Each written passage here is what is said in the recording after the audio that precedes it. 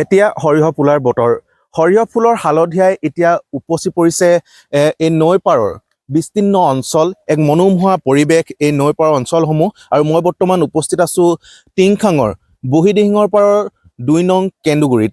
আৰু এই কেন্দুগুৰিৰ যি কৃষিভূমি, এই কৃষিভূমিত এতিয়া কৃষকসকলে কেইবাশ বিঘাত তেওঁলোকে সৰিয়হ খেতি কৰিছে আৰু এতিয়া এই সৰিয়হ খেতিৰ ফুল ফুলিছে। এক সুন্দৰ পৰিৱেশলৈ ৰূপান্তৰিত হৈছে এই কেন্দুগুৰি অঞ্চলসমূহ।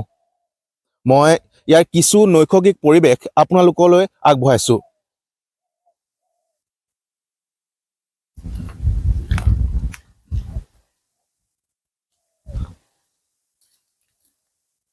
চাৰিওফালে কেৱল এতিয়া হালধীয়া আৰু হালধীয়া, যেন নীলিম আকাশৰ তলত পাৰি থোৱা আছে এখন হালধীয়া চাদৰ।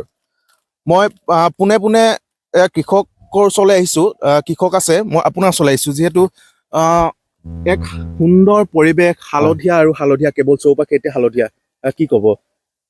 ভাল লাগিছে আচলতে। বতৰৰ যদি অভাৱ হৈছে, অভাৱত যদিও গোটেই পৰিৱেশটো মানে ইমান ধুনীয়া এটা পৰিৱেশ হৈছে, হালধীয়া একদম যেন এখন সুন্দৰ দলিচা আহে, দেখি মনোমোহা। ভাল লাগিছে, যদিও অলপ বতৰ প্ৰতিকূল বতৰ হৈছে, যদিও অলপ ভাল হৈছে। প্ৰডাকশ্যনটো আগতকৈ অলপ বাঢ়িবলৈ হৈছে, যদি অকণমান কমিব যেন লাগিছে বতৰৰ পৰা মানে। এইবাৰ কিমান কৰা হৈছিল সৰিয়হ খেতি? প্ৰায় মই অকলীয়াকৈ আছে মোৰ 31 বিঘা, আৰু লগত আছে পাৰ্টনাৰশ্বিপ, মানে গোটেই অঞ্চলটো প্ৰায় 4-500 বিঘা সৰিয়হ খেতি আছে। গোটেই অঞ্চলটোত, বুঢ়ীদিহিং পাৰ অঞ্চলটোত। হয়, যিহেতু এতিয়া সৰিয়হ ফুলাৰ বতৰ, এই মনোমোহা সৌন্দৰ্য উপভোগ কৰিবলৈ আহেনে কোনোবা? আহে। প্ৰায় মোৰ লগৰসমূহ বন্ধুবোৰকে ফোন মাৰে, মেছেজ কৰে, বোলে সৰিয়হ তলি ফটো মাৰিব যাম, মই আহিবা বোলো। যিটো পৰিৱেশটো দেখিয়ে ভাল লাগিছে, এনেই ৰাতিপুৱাত আৰু ভাল লাগে, যিমান ৰ'দটো বেলি পৰে আৰু বেছি ভাল লাগে। ফোন মাৰিছে, আহক বোলো, মই ভাল পাইছোঁ। আপোনালোকৰ অহা কথা বোৰ ভাল লাগিছে, যে আমাৰ অঞ্চলটো গোটেই বিশ্বৰ পৰা দেখাব পৰা যাব, খুব ভাল লাগিছে মানে। হয়, যিহেতু এই অঞ্চলসমূহতো এটা সময়ত বানেও ধুই থৈ যায়, নাযায়। তাৰপিছত কি খেতিয়ে এইসমূহ আকৌ পুনৰ উজ্জীৱিত কৰা হয় এই কৃষিভূমি? মানে বাৰিষা কালত যিটো খেতি হয়, ধান খেতিটো প্ৰায় পানী হ'লে মৰে, বা কম পানী বাচি যায়, পানী হ'লে মৰে। যিটো পানী গুচি বাৰিষা খৰালি, এই প্ৰায় পাম খেতিটো প্ৰায় আমাৰ অঞ্চলত সৰিয়হ আৰু আলু, কবি খেতি বেছি আছে। এইবাৰ কিন্তু সৰিয়হ বেছি আছে।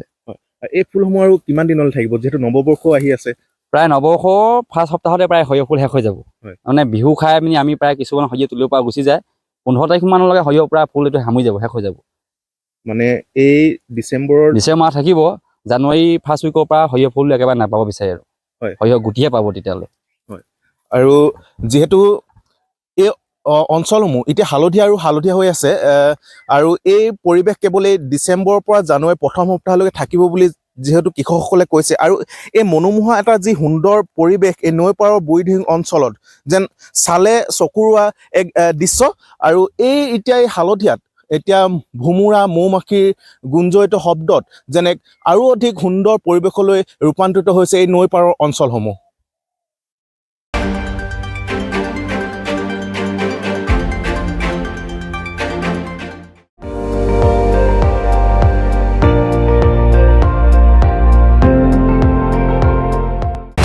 আপুনি চাই আছে ND24, সৰ্বশ্ৰেষ্ঠ নহয়, সৰ্বোত্তমৰ দৌৰত।